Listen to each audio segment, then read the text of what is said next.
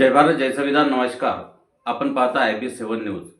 एक अशी बातमी की RSSच्या व्यक्तीची ही बातमी आहे, ज्या व्यक्तीने आपले संपूर्ण जीवन हे राष्ट्रीय सेवा संघामध्ये व्यतीत केले आहे आणि राष्ट्रीय सेवा संघात व्यतीत केल्यानंतर त्या व्यक्तीला जो अनुभव आला, राष्ट्रीय सेवा संघ RSS, त्या व्यक्तीला जो अनुभव आला त्या अनुभवामधून त्याचं एवढं परिवर्तन झालं की ते परिवर्तन या बातमीच्या संदर्भात आपणास पाहायला मिळेल.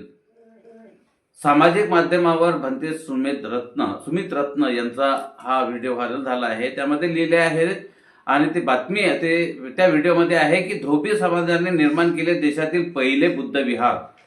अशी व्यक्ती की ज्या व्यक्तीने आपलं संपूर्ण जीवन RSS मध्ये व्यतीत केले आणि मात्र त्यानंतर संत गाडगे महाराजांचा आदर्श आणि महामानव डॉक्टर बाबासाहेब आंबेडकर यांची महानता यांचा अजोड संगम, त्यांच्या विचाराचा अजोड संगम, त्यांच्या कार्याचा अजोड संगम या व्यक्तीने अनुभवला. आणि काय झालं की एक उत्कृष्ट बुद्ध विहार हे निस्ते बुद्ध विहार नाही तर नैसर्गिक संपत्ती जसे की डौलदार वृक्ष, वनस्पती, झाडी, ज्ञानार्जनासाठी पुस्तकालय, भिक्खू संघाला निवासस्थान आणि 200 ते 300 लोक हे धम्म संस्कार घेतील,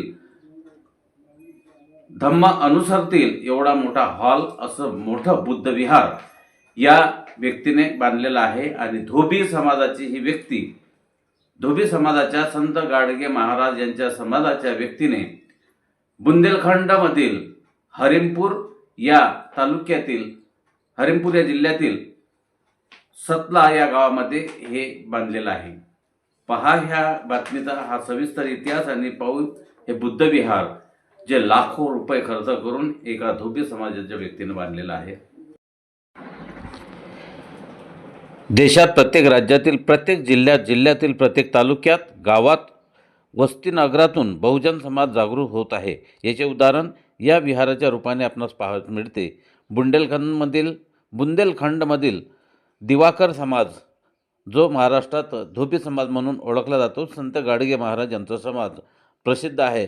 अशा समाजातील व्यक्तीने 1 गुंठा जमिनीवर हे विहार बांधून आपले संपूर्ण जीवन राष्ट्रीय सेवा संघामध्ये घालविले. पण जेव्हा त्यांना वाटले की RSS वंचित, असहाय्य, कमजोर, मागास इत्यादी प्रवर्गाच्या विरोधात आहे, त्यांचे हक्क आणि अधिकार हिसकावून घेत आहेत, तेव्हा ह्या व्यक्तीने बुद्धाच्या मानवतावादी क्रांतीमधून आणि बाबासाहेबांच्या आंदोलनातून प्रेरणा घेऊन आपल्या जन्मभूमीमध्ये सरीला गावात मुख्य रस्त्यावर 25 ते 30 लाखाची जमीन घेऊन आणि 30 ते 40 लाख रुपये खर्चून सुंदर असे बुद्धविहार बांधले. एवढा मोठा विहार की ज्यामध्ये लगभग 200 ते 300 लोक धम्मदेशना किंवा धम्मसंस्कार घेण्यास बसू शकतात. हे एक ऐतिहासिक आठवण म्हणून नेहमी स्मरणात राहील. आज असा आनंद होत आहे की जे लोक आमचे असूनही मनुवाद्यांच्याच अपप्रचाराला बळी पडून आमच्यासोबत बोलत नव्हते, बसत नव्हते, स्पर्शाचा विटाळ करत होते, सन्मान देत नव्हते, आज ते आमच्यासोबत येऊन मानवतावादी धर्माची पेरणी करत आहेत.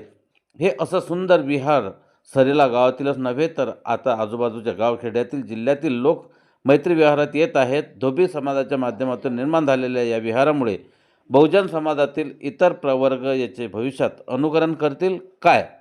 भंते सुमित रत्न यांचा सामाजिक माध्यमाने हा व्हिडिओ एक समाजाला आदर्शवत आहे.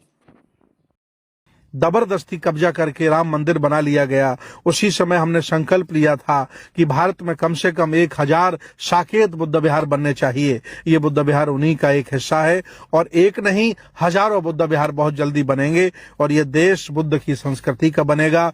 जहां खोदो वहां बुद्ध निकलते हैं. ये भारत बुद्ध का है, बुद्ध का रहेगा. अब धीरे धीरे बहुजन आंदोलन चल पड़ा है. मुझे खुशी है. IB7 न्यूज, आवाज नव्या युगाची.